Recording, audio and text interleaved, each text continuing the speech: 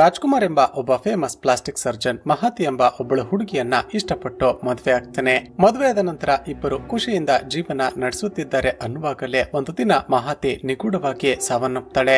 ಇದಾದ ನಂತರ ಚಿತ್ರದಲ್ಲಿ ನೀವು ಗೆಸ್ ಕೂಡ ಮಾಡಿರದ ಹಲವಾರು ಶಾಕಿಂಗ್ ಟ್ವಿಸ್ಟ್ ಗಳು ರಿವೀಲ್ ಆಗೋದಕ್ಕೆ ಶುರುವಾಗುತ್ತವೆ. ಅಷ್ಟಕ್ಕೂ ಮಹತಿಗೆ ಏನಾಯ್ತು, ಆಕೆಯದ್ದು ಕೊಲೆನಾ ಅಥವಾ ನ್ಯಾಚುರಲ್ ಡೆತ್, ಹಾಗೂ ಕ್ಲೈಮ್ಯಾಕ್ಸ್ ನಲ್ಲಿ ಗೊತ್ತಾಗುವ ಒಂದು ಇಂಪಾರ್ಟೆಂಟ್ ಮೆಸೇಜ್ ಆದ್ರೂ ಏನೆಂಬುದನ್ನ ಈ ವಿಡಿಯೋದಲ್ಲಿ ನೋಡ್ತಾ ಹೋಗೋಣ. ಅಂದಹಾಗೆ ಇದು ಕಳೆದ ವರ್ಷ ಬಿಡುಗಡೆಯಾಗಿದ್ದ ಮುಖಚಿತ್ರಂ ಎಂಬ ತೆಲುಗು ಭಾಷೆಯ ಮಿಸ್ಟರಿ ಹಾಗೂ ಕ್ರೈಮ್ ಥ್ರಿಲ್ಲರ್ ಚಿತ್ರ.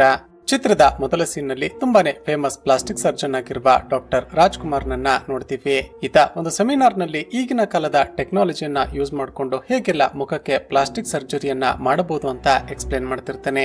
ಇಲ್ಲಿಗೆ ಸೀನ್ ಕಟ್ ಆಗಿ ಮರುದಿನ ಬೆಳಿಗ್ಗೆ ಮಾಯಾ ಎಂಬ ಒಬ್ಬಳು ಹುಡುಗಿ ರಾಜ್ಕುಮಾರ್ ನ ಹಾಸ್ಪಿಟಲ್ಗೆ ಬರ್ತಾಳೆ. ಅಲ್ಲಿ ಕೆಲಸ ಮಾಡುತ್ತಿದ್ದ ಡಾಕ್ಟರ್ ಸತ್ಯ ಎಂಬಾತನ ಜೊತೆ ಮಾತನಾಡುತ್ತಾ ನಿಂತಿದ್ದಾಗ ಅಲ್ಲಿಗೆ ಡಾಕ್ಟರ್ ರಾಜ್ ಕೂಡ ಬರ್ತಾನೆ. ಈಗಲೇ ನಮಗೆ ಗೊತ್ತಾಗುತ್ತೆ ಈ ಮೂವರು ಕೂಡ ಚಿಕ್ಕ ವಯಸ್ಸಿನಿಂದಲೇ ಫ್ರೆಂಡ್ಸ್ ಗಳು ಅಂತ. ಮತ್ತೊಂದು ಕಡೆ ಮಹತಿ ಎಂಬ ತುಂಬಾನೇ ಡೀಸೆಂಟ್ ಹಾಗೂ ಟ್ರೆಡಿಷನಲ್ ಆಗಿರುವ ಹುಡುಗಿಯನ್ನ ನೋಡ್ತೀವಿ. ಈಕೆ ತಾಯಿ ಚಿಕ್ಕ ವಯಸ್ಸಿನಲ್ಲೇ ತೀರಿ ಹೋಗಿರ್ತಾರೆ. ಈಕೆ ತಂದೆ ತುಂಬಾನೇ ಕಷ್ಟಪಟ್ಟು ಈಕೆಯನ್ನ ಸಾಕಿರ್ತಾರೆ. ಈಗ ಮದುವೆಯ ವಯಸ್ಸಾಗಿದ್ದ ಕಾರಣ ಒಬ್ಬ ಬ್ರೋಕರ್ಗೆ ಹೇಳಿ ಒಳ್ಳೆ ಹುಡುಗನನ್ನ ಹುಡುಕೋದಕ್ಕೆ ಹೇಳ್ತಾರೆ. ಈ ಕಡೆ ರಾಜ್ನ ಮನೆಯಲ್ಲೂ ಕೂಡ ಅವನಿಗೆ ಮದುವೆ ಮಾಡೋದಕ್ಕೆ ಅಂತ ಹುಡುಗಿಯನ್ನ ಹುಡುಕುತ್ತಿದ್ದ ಕಾರಣ ಆ ಬ್ರೋಕರ್ ಮಹತಿಯ ಫೋಟೋವನ್ನ ಇವನ ಅಣ್ಣ ಹಾಗೂ ಅತ್ತಿಗೆಗೆ ತೋರಿಸುತ್ತಾನೆ. ಅವರಿಬ್ಬರಿಗೂ ಮಹತಿ ತುಂಬಾನೇ ಇಷ್ಟ ಆಗ್ತಾಳೆ. ಮರುದಿನವೇ ರಾಜ್ಕುಮಾರ್ ಹಾಗೂ ಅವನ ಅಣ್ಣ ಅತ್ತಿಗೆ ಎಲ್ಲರೂ ಸೇರಿ ಮಹತಿಯ ಮನೆಗೆ ಬರ್ತಾರೆ. ಮೊದಲೇ ಮಿಡಲ್ ಕ್ಲಾಸ್ ಫ್ಯಾಮಿಲಿಯಾಗಿದ್ದ ಮಹತಿಯ ತಂದೆಗೆ ತನ್ನ ಮಗಳು ಒಬ್ಬ ಡಾಕ್ಟರ್ ನನ್ನ ಮದುವೆಯಾಗಿ ಖುಷಿಯಾಗಿರ್ತಾಳೆ ಅಂತ ಆ ಮದುವೆಗೆ ಒಪ್ಪಿಕೊಳ್ತಾರೆ. ಮಹತಿಗೂ ಕೂಡ ರಾಜ್ ತುಂಬಾನೇ ಇಷ್ಟ ಆಗ್ತಾನೆ. ಮತ್ತೊಂದು ಕಡೆ ಅದೇ ದಿನ ರಾತ್ರಿ ಸತ್ಯ ಹಾಗೂ ಮಾಯಾ ಒಂದು ಪಬ್ಗೆ ಹೋಗಿ ಡ್ರಿಂಕ್ಸ್ ಮಾಡ್ತಾ ಕೂತಿದ್ದಾಗ ಒಂದು ಟ್ವಿಸ್ಟ್ ರಿವೀಲ್ ಆಗುತ್ತೆ. ಈ ಮಾಯಾ ಚಿಕ್ಕ ವಯಸ್ಸಿನಿಂದಲೇ ರಾಜ್ನನ್ನ ಪ್ರೀತಿ ಮಾಡ್ತಿರ್ತಾಳೆ. ಆದ್ರೆ ರಾಜ್ ಮಾತ್ರ ಅಷ್ಟು ಚಿಕ್ಕ ವಯಸ್ಸಿನಲ್ಲಿ ಆಗೋದು ಪ್ರೀತಿಯಲ್ಲ, ಅದೊಂದು ಅಟ್ರಾಕ್ಷನ್ ಅಷ್ಟೇ. ಹೀಗೆ ಹೇಳ್ತಾ ಆಕೆಯ ಪ್ರಪೋಸಲ್ ಅನ್ನ ಇಗ್ನೋರ್ ಮಾಡುತ್ತಲೇ ಬಂದಿರ್ತಾನೆ. ಈಗ ರಾಜ್ ಮಹತಿಯನ್ನ ಮದುವೆ ಆಗ್ತಿದ್ದಾನೆ ಅಂತ ಗೊತ್ತಾಗಿ ಅವನ ಬಳಿ ಬಂದು ಅಳುತ್ತಾ, ನಾನು ಚಿಕ್ಕ ವಯಸ್ಸಿನಿಂದಲೇ ನಿನ್ನನ್ನ ಪ್ರೀತಿ ಮಾಡ್ತಿದ್ದೀನಿ, ನಿನ್ನನ್ನ ಬಿಟ್ಟು ನಾನು ಇರೋದಿಲ್ಲ, ಇದೆಲ್ಲ ಗೊತ್ತಿದ್ದರೂ ಕೂಡ ನೀನು ಬೇರೆ ಮದುವೆ ಆಗ್ತಿದ್ಯಾ ಅಂತ ಕೂಗಾಡ್ತಾಳೆ. ರಾಜ್ ಆಕೆಗೆ ಸಮಾಧಾನ ಮಾಡ್ತಾ, ಮಾಯಾ ಸ್ಕೂಲ್ ನಲ್ಲಿ ನಮಗೆ ಆಗೋದು ಲವ್ ಅಲ್ಲ, ಅದೊಂದು ಅಟ್ರಾಕ್ಷನ್ ಅಷ್ಟೇ. ನನಗೆ ನಿನ್ನ ಮೇಲೆ ಯಾವತ್ತೂ ಕೂಡ ಲವ್ ಫೀಲಿಂಗ್ಸ್ ಬಂದೇ ಇಲ್ಲ. ನನಗೆ ನಾನು ಮದುವೆ ಆಗುವ ಹುಡುಗಿ ಮಾಡರ್ನ್ ಆಗಿರೋದಕ್ಕಿಂತ ಟ್ರೆಡಿಷನಲ್ ಆಗಿರ್ಬೇಕು ಅಂತ ತುಂಬಾನೇ ಆಸೆ ಇತ್ತು. ಇದೇ ಕಾರಣಕ್ಕೆ ನನಗೆ ಮಹತಿ ತುಂಬಾನೇ ಇಷ್ಟ ಆಗಿದ್ದಾಳೆ, ದಯವಿಟ್ಟು ನನ್ನನ್ನ ಮರೆತು ಬಿಡು ಅಂತ ಹೇಳ್ತಾನೆ. ಇಲ್ಲಿಗೆ ಸೀನ್ ಕಟ್ ಆಗಿ ಕೆಲವು ದಿನಗಳ ನಂತರ ರಾಜ್ ಹಾಗೂ ಮಹತಿ ಮದುವೆಯಾಗಿ ಇಬ್ಬರು ತುಂಬಾನೇ ಖುಷಿಯಿಂದ ಜೀವನ ನಡೆಸೋದಕ್ಕೆ ಶುರು ಮಾಡ್ತಾರೆ. ಇದಾಗಿ ಕೆಲವು ತಿಂಗಳುಗಳ ನಂತರ ಮಹತಿಗೆ ತಾನು ಪ್ರೆಗ್ನೆಂಟ್ ಆಗಿದ್ದೀನಿ ಅಂತ ಗೊತ್ತಾಗುತ್ತೆ. ಈ ಖುಷಿಯ ವಿಚಾರವನ್ನ ತನ್ನ ಗಂಡನಿಗೆ ಹೇಳಬೇಕು ಅಂತ ಹೋಗುವಷ್ಟರಲ್ಲಿ ರಾಜ್ಗೆ ಸತ್ಯ ಕಾಲ್ ಮಾಡಿ, ರಾಜ್ ಅರ್ಜೆಂಟ್ ಆಗಿ ಹಾಸ್ಪಿಟಲ್ಗೆ ಹೊರಟು ಬಾ, ಮಾಯಾಗೆ ಆಕ್ಸಿಡೆಂಟ್ ಆಗಿದೆ, ಆಕೆ ತುಂಬಾನೇ ಸೀರಿಯಸ್ ಸಿಚುವೇಶನ್ ನಲ್ಲಿ ಇದ್ದಾಳೆ ಅಂತ ಹೇಳ್ತಾನೆ. ವಿಷಯ ಗೊತ್ತಾಗ್ತಿದ್ದ ಹಾಗೆ ಇಬ್ಬರು ಆಸ್ಪತ್ರೆಗೆ ಓಡಿ ಬರ್ತಾರೆ. ನೋಡಿದ್ರೆ ಮಾಯಾಗೆ ತುಂಬಾನೇ ಡೆಡ್ಲಿ ಆಕ್ಸಿಡೆಂಟ್ ಆಗಿದ್ದ ಕಾರಣ ಆಕೆ ಮುಖವೆಲ್ಲ ಡ್ಯಾಮೇಜ್ ಆಗಿ ಸಾವು ಬದುಕಿನ ಮಧ್ಯೆ ಹೋರಾಡ್ತಿರ್ತಾಳೆ. ಹಾಗೂ ಆಕ್ಸಿಡೆಂಟ್ ನಲ್ಲಿ ತುಂಬಾನೇ ಬ್ಲಡ್ ಲಾಸ್ ಆಗಿದ್ದ ಕಾರಣ ಆಕೆಗೆ ಅರ್ಜೆಂಟ್ ಆಗಿ AB ನೆಗೆಟಿವ್ ಬ್ಲಡ್ ಬೇಕಾಗಿರುತ್ತೆ. ಮಹತಿಯ ಬ್ಲಡ್ ಗ್ರೂಪ್ ಕೂಡ ಅದೇ ಆಗಿದ್ದ ಕಾರಣ ನಾನೇ ಬ್ಲಡ್ ಅನ್ನ ಡೊನೇಟ್ ಮಾಡ್ತೀನಿ ಅಂತ ಮುಂದೆ ಬರ್ತಾಳೆ. ಆದ್ರೆ ಬ್ಲಡ್ ಅನ್ನ ಡ್ರಾ ಮಾಡೋದಕ್ಕೂ ಮುಂಚೆ ನರ್ಸ್, ನಿಮಗೇನಾದ್ರೂ ಕಾಯಿಲೆ ಇದೆಯಾ ಅಥವಾ ನೀವೇನಾದ್ರೂ ಪ್ರೆಗ್ನೆಂಟ್ ಆಗಿದ್ದೀರಾ? ಒಂದು ವೇಳೆ ನೀವು ಪ್ರೆಗ್ನೆಂಟ್ ಆಗಿದ್ರೆ ನೀವು ಬ್ಲಡ್ ಅನ್ನ ಡೊನೇಟ್ ಮಾಡೋ ಹಾಗಿಲ್ಲ, ಯಾಕೆಂದ್ರೆ ಅದರಿಂದ ತಾಯಿಗೆ ಹಾಗೂ ಹೊಟ್ಟೆಯಲ್ಲಿರುವ ಮಗು ಇಬ್ಬರಿಗೂ ಕೂಡ ತೊಂದರೆ ಆಗುವ ಚಾನ್ಸಸ್ ಜಾಸ್ತಿ ಇರುತ್ತೆ ಅಂತ ಹೇಳ್ತಾಳೆ. ಈಗ ಮಹತಿ ತಾನು ಪ್ರೆಗ್ನೆಂಟ್ ಅಂತ ಗೊತ್ತಾದ್ರೆ ತನ್ನಿಂದ ಬ್ಲಡ್ ಅನ್ನ ತೆಗೆದುಕೊಳ್ಳೋದಿಲ್ಲ. ಹೇಗಾದ್ರೂ ಮಾಡಿ ಮಾಯಾಳನ್ನ ಕಾಪಾಡಲೇಬೇಕು ಅಂತ ತಾನು ಪ್ರೆಗ್ನೆಂಟ್ ಎಂಬ ವಿಷಯವನ್ನ ಕೂಡ ಮುಚ್ಚಿಟ್ಟು ಬ್ಲಡ್ ಅನ್ನ ಡೊನೇಟ್ ಮಾಡಿಬಿಡ್ತಾಳೆ. ಆದ್ರೆ ನಂತರ ಮಹತಿಗೆ ತುಂಬಾನೇ ಸುಸ್ತಾಗಿ ತಲೆ ಸುತ್ತೋದಕ್ಕೆ ಶುರುವಾಗುತ್ತೆ. ಇದನ್ನ ನೋಡಿದ ರಾಜ್ ತಕ್ಷಣವೇ ಆಕೆಯನ್ನ ಮನೆಗೆ ಕರೆದುಕೊಂಡು ಬಂದು, ನೀನು ಬ್ಲಡ್ ಅನ್ನ ಕೊಟ್ಟಿರುವ ಕಾರಣ ಹೀಗಾಗ್ತಿರ್ಬಹುದು, ಒಂದೆರಡು ದಿನ ರೆಸ್ಟ್ ಮಾಡಿದ್ರೆ ಸರಿ ಹೋಗುತ್ತೆ ಅಂತ ಹೇಳಿ ಮತ್ತೆ ಹಾಸ್ಪಿಟಲ್ಗೆ ವಾಪಸ್ ಹೋಗ್ತಾನೆ. ಇದಾಗಿ ಸ್ವಲ್ಪ ಸಮಯದ ನಂತರ ಮಹತಿಯ ಅಪ್ಪ ಆಕೆಯನ್ನ ನೋಡೋದಕ್ಕೆ ಅಂತ ಹಳ್ಳಿಯಿಂದ ಬರ್ತಾರೆ. ಆಕೆಯನ್ನ ಕೂಗುತ್ತಾ ಮೆಟ್ಟಿಲನ್ನ ಹತ್ತಿ ಇನ್ನೇನು ಮೇಲೆ ಬರಬೇಕು ಅನ್ನುವಷ್ಟರಲ್ಲಿ ಮಹತಿ ಸೆಕೆಂಡ್ ಫ್ಲೋರ್ ನಿಂದ ಇದ್ದಕ್ಕಿದ್ದ ಹಾಗೆ ಕೆಳಗಡೆ ಬಿದ್ದು ಬಿಡ್ತಾಳೆ. ತಕ್ಷಣವೇ ಆಕೆಯನ್ನ ಆಸ್ಪತ್ರೆಗೆ ಅಡ್ಮಿಟ್ ಮಾಡ್ತಾರೆ. ಆದ್ರೆ ಶಾಕಿಂಗ್ಲಿ ಮೇಲಿನಿಂದ ಬಿದ್ದು ಮೆದುಳಿಗೆ ತೀವ್ರವಾದ ಗಾಯವಾಗಿದ್ದ ಕಾರಣ ಮಹತಿ ಆಗಲೇ ಸತ್ತೋಗಿರ್ತಾಳೆ. ಆಕೆ ಸಾಯೋದಕ್ಕೂ ಮುಂಚೆ ಪ್ರೆಗ್ನೆಂಟ್ ಆಗಿದ್ದಳು ಅಂತ ಡಾಕ್ಟರ್ ರಾಜ್ಗೆ ಹೇಳಿದಾಗ ಇದನ್ನ ಕೇಳಿದ ರಾಜ್ ತುಂಬಾನೇ ದುಃಖದಿಂದ ಜೋರಾಗಿ ಅಳೋದಕ್ಕೆ ಶುರು ಮಾಡ್ತಾನೆ. ಅದೇ ಸಮಯಕ್ಕೆ ಮತ್ತೊಂದು ಕಡೆ ಮಾಯಾ ಈಗ ಔಟ್ ಆಫ್ ಡೇಂಜರ್ ಆಗಿರ್ತಾಳೆ. ಆದ್ರೆ ಆಕ್ಸಿಡೆಂಟ್ ನಲ್ಲಿ ಆಕೆ ಮುಖ ಕಂಪ್ಲೀಟ್ ಆಗಿ ಡ್ಯಾಮೇಜ್ ಆಗಿದ್ದ ಕಾರಣ ಆಕೆಗೆ ಇಮಿಡಿಯೇಟ್ ಆಗಿ ಪ್ಲಾಸ್ಟಿಕ್ ಸರ್ಜರಿ ಮಾಡಬೇಕಾಗಿರುತ್ತೆ. ಈಗ ರಾಜ್ ಒಂದು ನಿರ್ಧಾರ ಮಾಡ್ತಾನೆ. ತನ್ನ ಹೆಂಡತಿಯ ಮುಖವನ್ನ ಮಾಯಾಳ ಮುಖಕ್ಕೆ ಪ್ಲಾಸ್ಟಿಕ್ ಸರ್ಜರಿ ಮಾಡಿ ಆಕೆಗಾದರೂ ಒಂದು ಹೊಸ ಜೀವನ ಸಿಗುವ ಹಾಗೆ ಮಾಡಬೇಕು ಅಂತ ನಿರ್ಧಾರ ಮಾಡಿ ಪ್ಲಾಸ್ಟಿಕ್ ಸರ್ಜರಿ ಮಾಡಿಬಿಡ್ತಾನೆ. ಇಲ್ಲಿಗೆ ಸೀನ್ ಕಟ್ಟಾಕಿ ಮರುದಿನ ಮಾಯಕ್ಕೆ ಪ್ರಜ್ಞೆ ಬರುತ್ತೆ. ಕನ್ನಡಿಯಲ್ಲಿ ತನ್ನ ಮುಖವನ್ನ ನೋಡಿಕೊಂಡಾಗ ಮಹಾತಿಯ ಮುಖ ಕಾಣಿಸುತ್ತಿರೋದನ್ನ ನೋಡಿ ಜೋರಾಗಿ ಕಿರುಚಿಕೊಳ್ತಾಳೆ. ರಾಜ್ ಆಕೆಗೆ ಸಮಾಧಾನ ಮಾಡಿ ನಡೆದ ವಿಷಯವನ್ನೆಲ್ಲ ಹೇಳ್ತಾನೆ. ನನ್ನ ಹೆಂಡತಿ ಮಹಾತಿ ನಿನಗಾಗಿ ತಾನು ಪ್ರೆಗ್ನೆಂಟ್ ಆಗಿದ್ದರೂ ಕೂಡ ಬ್ಲಡ್ ಅನ್ನ ಕೊಟ್ಟಿದ್ಲು.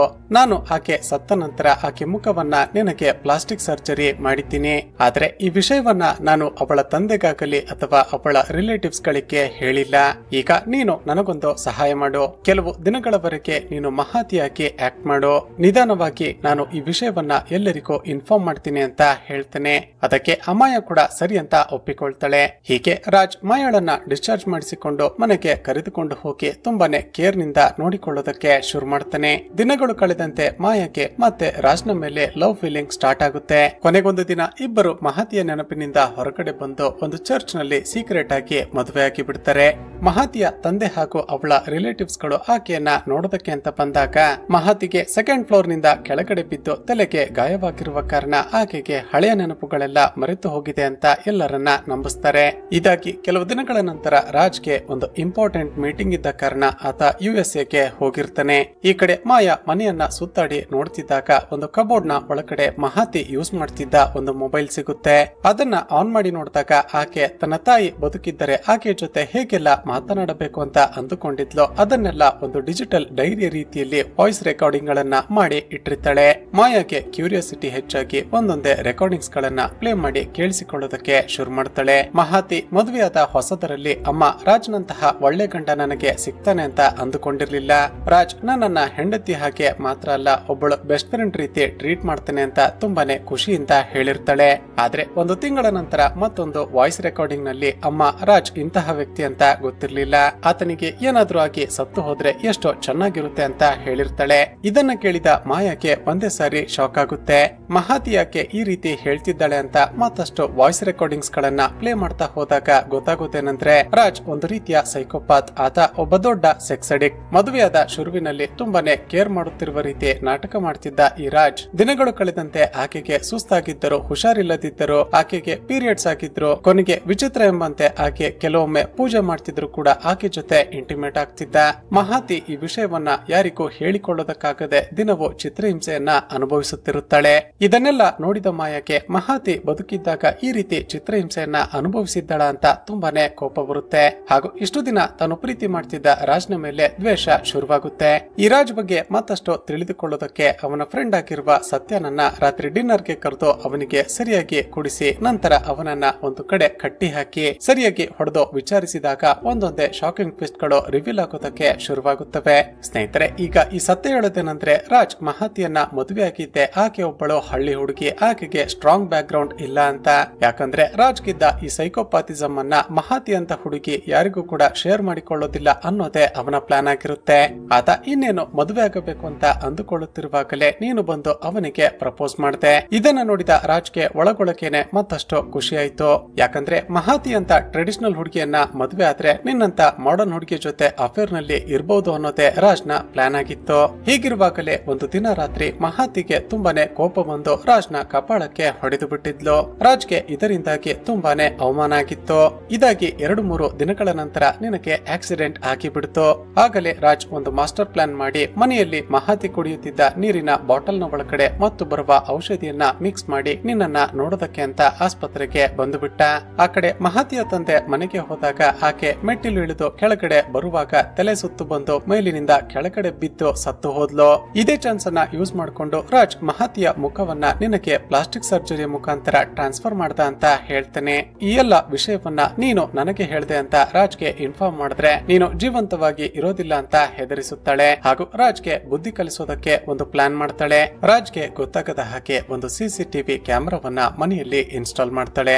ನಂತರ ತನಗೆ ಹೊಟ್ಟೆ ನೋವು ಅಂತ ಆಕ್ಟ್ ಮಾಡುತ್ತಾ ಕ್ಯಾಮೆರಾದಲ್ಲಿ ಕ್ಯಾಪ್ಚರ್ ಆಗುವ ಹಾಗೆ ನಿಂತುಕೊಳ್ತಾಳೆ. ಕೆಲಸ ಮುಗಿಸಿಕೊಂಡು ಮನೆಗೆ ಬಂದ ರಾಜ್ ಮತ್ತೆ ಮಾಯಾಳ ಜೊತೆ ಇಂಟಿಮೇಟ್ ಆಗೋದಕ್ಕೆ ಪ್ರಯತ್ನ ಪಡ್ತಾನೆ. ಆಗ ಮಾಯಾ ಅವನನ್ನ ದೂರಕ್ಕೆ ತಳ್ಳಿ ರಾಜ್ ಇವತ್ತು ನನಗೆ ತುಂಬಾನೇ ಹೊಟ್ಟೆ ನೋವಿದೆ, ಇವತ್ತು ಬಿಟ್ಟು ಬಿಡು ಅಂತ ಬೇಡಿಕೊಳ್ತಾಳೆ. ಇದನ್ನ ಕೇಳಿದ ರಾಜ್ ಕೋಪದಿಂದ ನೀನೇ ತಾನೆ ನಾನೇ ಬೇಕು ಅಂತ ನನ್ನ ಹಿಂದೆ ಹಿಂದೆ ಬರ್ತಾ ಇದ್ದೆ, ಈಗ ನಿನ್ಗೆ ಏನಾಯ್ತು ಅಂತ ವಿಚಿತ್ರವಾಗಿ ಹುಚ್ಚನ ರೀತಿ ಕೂಗಾಡೋದಕ್ಕೆ ಶುರು ಮಾಡ್ತಾನೆ. ಆಗ ಮಾಯಾ ಹೇಳ್ತಾಳೆ, ರಾಜ್ ನೀನೆಂತ ವ್ಯಕ್ತಿ ಅಂತ ನನಗೆ ಗೊತ್ತಾಗಿ ಹೋಗಿದೆ. ನಿನ್ನ ಹೆಂಡತಿ ಮಹಾತಿಯನ್ನ ನೀನೆ ಕೊಲೆ ಮಾಡಿದ್ದು ಅನ್ನೋದು ಕೂಡ ಗೊತ್ತಾಗಿದೆ ಅಂತ ಹೇಳಿಬಿಡ್ತಾಳೆ. ಈಕೆಗೆ ನಡೆದದ್ದೆಲ್ಲ ಗೊತ್ತಾಗಿ ಹೋಯ್ತಲ್ಲ ಅಂತ ಹೆದರಿಕೊಂಡ ರಾಜ್ ಆಕೆಯ ಮೇಲೆ ಹಲ್ಲೆ ಮಾಡಿ ಅಲ್ಲೇ ಇದ್ದ ಒಂದು ಗ್ಲಾಸ್ ಬಾಟಲಿಯಿಂದ ತಲೆಗೆ ಹೊಡೆದು ಬಿಡ್ತಾನೆ. ಈಗ ಮಾಯಾ ಕೂಡ ಅವನ ಜೊತೆ ಫೈಟ್ ಮಾಡುತ್ತಾ ಅಲ್ಲೇ ಇದ್ದ ಒಂದು ಸುತ್ತಿಗೆಯನ್ನ ತೆಗೆದು ಅವನ ತಲೆಗೆ ಹೊಡೆದು ಬಿಡ್ತಾಳೆ. ಇದರಿಂದಾಗಿ ರಾಜ್ ಅಲ್ಲೇ ಪ್ರಜ್ಞೆ ತಪ್ಪಿ ಬಿದ್ದು ಬಿಡ್ತಾನೆ. ಈ ವಿಷಯ ಪೊಲೀಸರಿಗೆ ಗೊತ್ತಾಗ್ತಿದ್ದ ಹಾಗೆ ರಾಜ್ನನ್ನ ಅರೆಸ್ಟ್ ಮಾಡ್ತಾರೆ ಹಾಗೂ ಎಲ್ಲ ನ್ಯೂಸ್ ಚಾನೆಲ್ಗಳಲ್ಲಿ ಇದೇ ಸುದ್ದಿ ವೈರಲ್ ಆಗುತ್ತೆ. ಈಗ ಮಾಯಾ ಮಹಾತಿ ಬದುಕಿದ್ದಾಗ ಈ ರಾಜ್ ಆಕೆಗೆ ನಂಬಿಕೆ ದ್ರೋಹ ಮಾಡಿ ಮದುವೆಯಾದ ನಂತರ ಆಕೆ ಮೇಲೆ ಪ್ರತಿದಿನ ದೌರ್ಜನ್ಯ ಮಾಡಿ ಕೊನೆಗೆ ಆಕೆಯನ್ನ ಕೊಲೆ ಮಾಡಿದ್ದ. ಆಕೆ ಆತ್ಮಕ್ಕೆ ಶಾಂತಿ ಸಿಗ್ಬೇಕು ಅಂದ್ರೆ ಈ ರಾಜ್ಗೆ ಶಿಕ್ಷೆ ಆಗಲೇಬೇಕು ಅಂತ ನಿರ್ಧಾರ ಮಾಡಿ ಅವನ ಮೇಲೆ ಡೊಮೆಸ್ಟಿಕ್ ವೈಲೆನ್ಸ್ ಹಾಗೂ ಮೆರಿಟಲ್ ರೇಪ್ ನ ಕೇಸನ್ನ ಫೈಲ್ ಮಾಡ್ತಾಳೆ. ಸ್ನೇಹಿತರೆ, ಈಗ ನಿಮಗೊಂದು ಅನುಮಾನ ಬರಬಹುದು, ಈಗ ಇರೋದು ಮಾಯಾ ಅಲ್ವಾ, ಆಕೆ ಹೇಗೆ ತಾನು ಮಹಾತಿ ಅಂತ ಹೇಳಿಕೊಂಡು ರಾಜ್ನ ಮೇಲೆ ಕೇಸನ್ನ ಫೈಲ್ ಮಾಡೋದಕ್ಕೆ ಸಾಧ್ಯ ಅಂತ. ಆದ್ರೆ ಈಗ ನಮಗೆ ಗೊತ್ತಾಗುವ ಮತ್ತೊಂದು ವಿಷಯವೇನೆಂದ್ರೆ ಮಾಯಾಗೆ ಆಕ್ಸಿಡೆಂಟ್ ಆದಾಗ ಆಕೆಗೆ ಪ್ಲಾಸ್ಟಿಕ್ ಸರ್ಜರಿಯನ್ನು ಮಾಡಿ ಸತ್ತು ಹೋಗಿರುವ ಮಹಾತಿ ಇನ್ನು ಕೂಡ ಬದುಕಿದ್ದಾಳೆ ಅಂತ ಎಲ್ಲರೂ ನಂಬುವ ಹಾಗೆ ಈ ರಾಜ್ ಮಾಡಿದ್ದ ಅಲ್ವಾ. ಆಗ ರಾಜ್ ಹಾಗೂ ಸತ್ಯ ಇಬ್ಬರು ಸೇರಿಕೊಂಡು ಆಕ್ಸಿಡೆಂಟ್ ನಲ್ಲಿ ಮಾಯಾ ಸತ್ತು ಹೋಗಿದ್ದಾಳೆ ಅಂತ ಮೆಡಿಕಲ್ ರೆಕಾರ್ಡ್ಸ್ ಅನ್ನ ಕೂಡ ಕ್ರಿಯೇಟ್ ಮಾಡಿಬಿಟ್ಟಿರ್ತಾರೆ. ಹೀಗಾಗಿ ಈಗ ಅಫಿಷಿಯಲ್ ರೆಕಾರ್ಡ್ಸ್ ನಲ್ಲಿ ಏನಿರುತ್ತೆ ಅಂದ್ರೆ ಮಾಯಾ ಆಕ್ಸಿಡೆಂಟ್ ನಲ್ಲಿ ಸತ್ತು ಹೋಗಿದ್ದಾಳೆ ಹಾಗೂ ಈಗ ಬದುಕಿರೋದು ಮಹಾತಿ ಅಂತ ಇರುತ್ತೆ. ರಾಜ್ ಈ ಕೇಸ್ ನಿಂದ ಹೊರಗಡೆ ಬರೋದಕ್ಕೆ ತನ್ನ ಪರವಾಗಿ ವಾದ ಮಾಡೋದಕ್ಕೆ ವಶಿಷ್ಠ ಎಂಬ ಒಬ್ಬ ದೊಡ್ಡ ಲಾಯರ್ ನನ್ನ ಅಪಾಯಿಂಟ್ ಮಾಡಿಕೊಳ್ತಾನೆ. ಈ ಕಡೆ ಮಾಯಾ ಪರವಾಗಿ ವಾದ ಮಾಡೋದಕ್ಕೆ ವಿಶ್ವ ಎಂಬ ಒಬ್ಬ ಯಂಗ್ ಲಾಯರ್ ಮುಂದೆ ಬರ್ತಾನೆ. ವಿಶ್ವ ನಡೆದ ಎಲ್ಲ ಘಟನೆಯನ್ನ ಜಡ್ಜ್ಗೆ ಇನ್ಫಾರ್ಮ್ ಮಾಡಿ ನಂತರ ಆಕೆ ರೆಕಾರ್ಡ್ ಮಾಡಿದ ಸಿಸಿಟಿವಿ ಕ್ಯಾಮೆರಾದ ಫುಟೇಜ್ ಅನ್ನ ಪ್ಲೇ ಮಾಡ್ತಾನೆ. ಇವರ ಆನರ್ ಇರಾಜ್ ಒಬ್ಬ ಸೈಕೋಪಾತ್. ಈತ ಮದುವೆಯಾದ ದಿನದಿಂದಲೇ ಮಹಾತಿ ಮೇಲೆ ಅತ್ಯಾಚಾರ ಮಾಡ್ತಿದ್ದಾನೆ. ಅವನ ಚಿತ್ರಹಿಂಸೆಯನ್ನ ತಡೆದುಕೊಳ್ಳೋದಕ್ಕೆ ಸಾಧ್ಯವಾಗದೆ ಕೊನೆಗೊಂದು ದಿನ ಮಹಾತಿ ಅವನಿಗೆ ಹೊಡೆದಿದ್ದಾಳೆ. ಈತ ಹೀಗೆ ಹೇಳುತ್ತಿರುವಾಗಲೇ ವಶಿಷ್ಠ ಅಬ್ಜೆಕ್ಟ್ ಮಾಡಿ, ಇವರ ಆನರ್ ಇದೆಲ್ಲ ಕೂಡ ಮಹಾತಿ ರಾಜ್ ನನ್ನ ಈ ಕೇಸ್ ನಲ್ಲಿ ಸಿಕ್ಕಿ ಹಾಕಿಸೋದಕ್ಕೆ ಅಂತ ಮಾಡಿರುವ ಒಂದು ಪ್ಲಾನ್ ಅಷ್ಟೇ. ಮದುವೆ ಆದಾಗಿನಿಂದ ಇರದ ಸಿಸಿಟಿವಿ ಕ್ಯಾಮೆರಾ ಇದ್ದಕ್ಕಿದ್ದ ಹಾಗೆ ಮನೆಯಲ್ಲಿ ಹೇಗೆ ಬಂತು? ಅಷ್ಟಕ್ಕೂ ರಾಜ್ ಹಾಗೂ ಮಹಾತಿ ಮದುವೆ ಆಗಿರುವ ಗಂಡ ಹೆಂಡತಿ ಅಲ್ವಾ, ಅವರಿಬ್ಬರ ಮಧ್ಯ ಇದೆಲ್ಲ ಕಾಮನ್ ತಾನೆ. ಹೆಂಡತಿ ಹೇಗೆ ತನ್ನ ಗಂಡನಿಗೆ ಅದು ಬೇಕು ಇದು ಬೇಕು ಅಂತ ಡಿಮ್ಯಾಂಡ್ ಮಾಡ್ತಾಳೋ ಅದೇ ರೀತಿ ತನ್ನ ಗಂಡನ ಆಸೆಯನ್ನ ಪೂರೈಸಬೇಕಾಗಿರೋದು ಕೂಡ ಆಕೆಯ ಕರ್ತವ್ಯ ಅಲ್ವಾ. ಗಂಡ ಆದವನಿಗೆ ತನಗೆ ಬೇಕಾಗಿರೋದನ್ನ ಪಡೆದುಕೊಳ್ಳೋದ್ರಲ್ಲಿ ತಪ್ಪೇನಿದೆ ಅಂತ ವಾದ ಮಾಡ್ತಾನೆ. ಇದನ್ನ ಕೇಳಿದ ವಿಶ್ವಕ್ಕೆ ತುಂಬಾನೇ ಕೋಪ ಬರುತ್ತೆ. ಆತ ಇವರನ್ನ ತಾಳಿ ಕಟ್ಟಿದ ಹೆಂಡತಿ ಆಗ್ಲಿ ಅಥವಾ ಒಬ್ಬಳು ವೇಶ್ಯೆ ಆಗ್ಲಿ ತನಗೆ ಇಂಟಿಮೇಟ್ ಆಗೋದಕ್ಕೆ ಇಷ್ಟ ಇಲ್ಲ ಅಂತ ಹೇಳಿದ ಮೇಲೆ ಆಕೆ ಜೊತೆ ಇಂಟಿಮೇಟ್ ಆಗೋದಿರ್ಲಿ ಆಕೆಯನ್ನ ಮುಟ್ಟೋದು ಕೂಡ ದೊಡ್ಡ ಅಪರಾಧ. ನಮ್ಮ ಈ ದೇಶದಲ್ಲಿ ಒಂದಲ್ಲ ಒಂದು ಮನೆಯಲ್ಲಿ ಈ ರೀತಿಯ ಮೆರಿಟಲ್ ರೇಪ್ ಗಳು ನಡೆಯುತ್ತಲೇ ಇರುತ್ತವೆ. ಹೆಣ್ಣು ಮಕ್ಕಳು ಇಂತಹ ವಿಷಯಗಳನ್ನ ಯಾರಿಗೂ ಹೇಳಿಕೊಳ್ಳೋದಕ್ಕಾಗದೆ ದಿನವೂ ಚಿತ್ರಹಿಂಸೆಯನ್ನ ಅನುಭವಿಸುತ್ತಿದ್ದಾರೆ. ನಾವು ಯಾವಾಗಲೂ ನೋಡುವ ರೇಪ್ ಕೇಸ್ಗಳಲ್ಲಿ ಒಬ್ಬಳು ಸಂತ್ರಸ್ತೆ ಅತ್ಯಾಚಾರಿ ಮೇಲೆ ಕೇಸನ್ನ ಫೈಲ್ ಮಾಡಬಹುದು. ಆದ್ರೆ ಮದುವೆ ಆಗಿರುವ ಹೆಂಡತಿ ತನ್ನ ಗಂಡನ ಮೇಲೆ ಹೇಗೆ ಕೇಸನ್ನ ಫೈಲ್ ಮಾಡ್ತಾಳೆ? ಇದನ್ನೆಲ್ಲ ಯಾರಿಗಾದರೂ ಹೇಳಿದರೂ ಕೂಡ ಇದೆಲ್ಲ ಗಂಡ ಹೆಂಡತಿಯ ಮಧ್ಯ ಕಾಮನ್ ಅಂತ ಸುಮ್ಮನಾಗಿ ಬಿಡ್ತಾರೆ. ಆದ್ರೆ ಇದೊಂದು ದೊಡ್ಡ ಅಪರಾಧ, ಇದಕ್ಕೆ ಸರಿಯಾದ ಶಿಕ್ಷೆ ಆಗಲೇಬೇಕು ಅಂತ ತುಂಬಾನೇ ಸಾಲಿಡ್ ಆಗಿ ವಾದ ಮಾಡ್ತಾನೆ. ಹೀಗೆ ವಾದ ಪ್ರತಿವಾದಗಳನ್ನ ಕೇಳಿದ ನಂತರ ಜಡ್ಜ್ ಇರಾಜ್ ನಂತ ಸೈಕೋಪಾತ್ ಮನಸ್ಥಿತಿ ಇರುವ ಜನರು ಸೊಸೈಟಿಯಲ್ಲಿ ತುಂಬಾ ಜನ ಇದ್ದಾರೆ. ಇವರಿಗೆಲ್ಲ ಒಂದು ಸ್ಟ್ರಾಂಗ್ ಮೆಸೇಜ್ ಪಾಸ್ ಆಗ್ಬೇಕು ಅಂತ ತನ್ನ ಹೆಂಡತಿಯ ಮೇಲೆ ಡೊಮೆಸ್ಟಿಕ್ ವೈಲೆನ್ಸ್ ಹಾಗೂ ಮೆರಿಟಲ್ ರೇಪ್ ನ ಕೇಸ್ ಅಡಿಯಲ್ಲಿ ರಾಜ್ಗೆ ಜೀವಾವಧಿ ಶಿಕ್ಷೆಯನ್ನ ಕೊಟ್ಟು ಬಿಡ್ತಾರೆ. ಇದಾದ ನಂತರ ಮಾಯಾ ಮಹಾತಿಯ ತಂದೆ ಬಳಿ ಹೋಗಿ ಆಕೆಯ ಜೀವನವನ್ನ ತನ್ನದಾಗಿಸಿಕೊಳ್ತಾಳೆ ಹಾಗೂ ಇಲ್ಲಿಗೆ ಈ ಚಿತ್ರ ಮುಕ್ತಾಯವಾಗುತ್ತೆ. ಸ್ನೇಹಿತರೆ, ಚಿತ್ರದ ಕತೆ ಇಷ್ಟವಾಗಿದ್ರೆ ಈ ವಿಡಿಯೋಗೆ ಒಂದು ಲೈಕ್ ಮಾಡಿ ಶೇರ್ ಮಾಡೋದನ್ನ ಮರೆಯಬೇಡಿ.